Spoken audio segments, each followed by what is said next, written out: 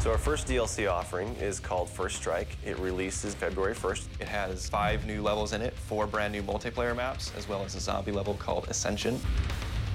Kowloon is inspired by the single-player campaign level that was also set in Kowloon City, China, but the actual design and the layout and the geometry in the map is built from the ground up for MP. Kowloon is the only map that has zip lines, which will allow players to quickly get from point A to point B. The trade-off to that is that you're completely exposed while you're on the zip line. You can't use your weapon. It's going to get you to your location much faster, but there's also the risk that you're going to get shot.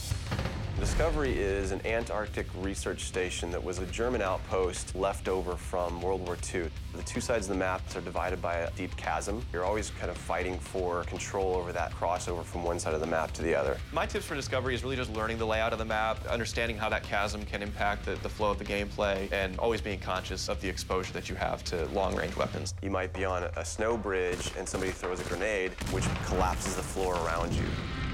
Our large map is Berlin Wall. This focuses on the checkpoint Charlie area of Berlin. It puts you fighting on the two different sides of the wall. So you've got East Berlin versus West Berlin kind of thing going. Berlin Wall has certain attributes about it that if you use it right, you're going to have the competitive edge over your opponents. It has a lot of very long view distances. It's a really great map for snipers. There's some good high points, some good elevation there. And one of the unique aspects about Berlin Wall is that there's the no man's land in the middle. You can take the risk of going through no man's land to get a faster route, but there's a good chance you're going to get mowed down by the auto turrets.